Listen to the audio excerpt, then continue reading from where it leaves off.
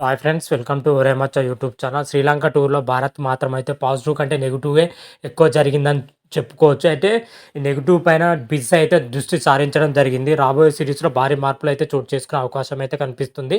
అయితే దీనిపైన పూర్తి డీటెయిల్ తెలుసుకునే ముందు మా ఛానల్ సబ్స్క్రైబ్ చేసుకోండి. పక్కన ఉన్న బెల్ ఐకాన్ మాత్రం అయితే క్లిక్ చేసి పెట్టుకోండి. ఫర్దర్‌గా మీ వీడియోలు అప్లోడ్ చేసినప్పుడు మీకు నోటిఫికేషన్ వస్తుంది. టీమిండియా రీసెంట్‌గానే శ్రీలంక పర్యటనకైతే వెళ్ళడం జరిగింది. శ్రీలంక పర్యటనలో భాగంగా టీమిండియా వచ్చేసరికి 3 టీ20, 3 ఓడిఐలు అయితే కంప్లీట్ చేసుకోవడం జరిగింది. ముందుగా టీ20 సిరీస్ వచ్చేసరికి క్లీన్ స్వీప్ చేయడం జరిగింది. 3-0తోనే టీ20 సిరీస్ అయితే కైవసం చేసుకోవడం జరిగింది టీమిండియా. ఈ జోష్‌తోనే వన్‌డే సిరీస్ అయితే ఆరంభించింది. వన్‌డే సిరీస్‌లో వచ్చేసరికి టీమిండియా 2-0 అయితే సిరీస్‌ని అయితే కోల్పోవడం జరిగింది. సిరీస్‌లో టీమిండియా ప్రదర్శన మాత్రం అయితే చాలా అంటే చాలా చెత్తగా ఉందని చెప్పుకోవచ్చు. ముఖ్యంగా బ్యాటింగ్ లైనప్ అయితే చాలా అంటే చాలా పేలవంగా, ముఖ్యంగా మిడిల్ ఆర్డర్‌లో చూసుకుంటే ఏ బ్యాట్స్‌మెన్ అనుకున్నంత స్థాయిలో రాణించలేకపోయారని చెప్పుకోవచ్చు. ఓపెనింగ్ పొజిషన్‌లో రోహిత్ శర్మ, శుభ్మన్ గిల్, అదేవిధంగా లోయర్ ఆర్డర్‌లో అక్షర్ పటేల్ తప్ప మిగతా బ్యాటర్లు మొత్తం పూర్తిగా విఫలం అవ్వడం జరిగింది. భారత్ వన్‌డే సిరీస్ ఓడిపోవడానికి ఇదే ప్రధాన కారణమైందని చెప్పుకోవచ్చు. మెయిన్‌గా శ్రీలంక టూర్‌లో చూసుకుంటే ప్లస్‌ల కంటే చాలా అంటే చాలా మైనస్‌లు ఉండడం జరిగింది. ముఖ్యంగా భారత్ మిడిల్ ఆర్డర్ అంటే చాలా స్ట్రాంగ్ కావాలి. ఎందుకంటే ఛాంపియన్ ట్రోఫీ వరకు భారత్ మిడిల్ ఆర్డర్ స్ట్రాంగ్ కాకపోతే ఛాంపియన్ ట్రోఫీ కోల్పోయే అవకాశం ఉంటుంది. కాబట్టి బీసీసీఐ మాత్రం అయితే నెగిటివ్ పైన ఎక్కువ దృష్టి పెట్టడం జరిగింది.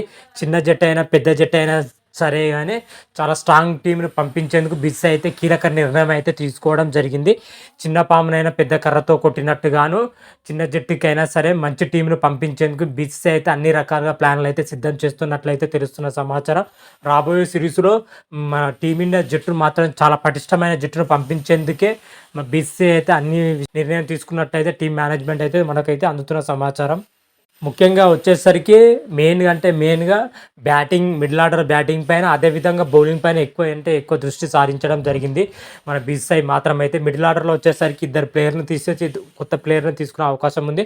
ఓడిఐ జట్టులో టీ20 జట్టు అయితే యథావిధిగా కొనసాగించే అవకాశం ఉంది. లేతే కొన్ని మార్పులు చేసే అవకాశం అయితే కనిపిస్తుంది.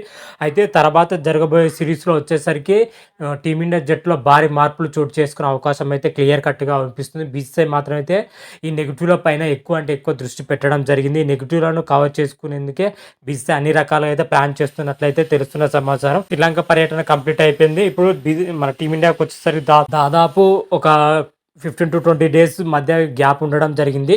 ఆ తర్వాత బంగ్లాదేశ్ తోటి 3 మ్యాచ్ల టీ20 సిరీస్, 3 మ్యాచ్ల టెస్ట్ సిరీస్ అయితే ఆడనుంది. ఇందుకోసం బీసీసీఐ మాత్రం అయితే అన్ని రకాలుగా అయితే ప్లాన్స్ మాత్రమైతే జట్టునైతే సిద్ధం చేస్తున్నట్టయితే మనకు అందుతున్న సమాచారం.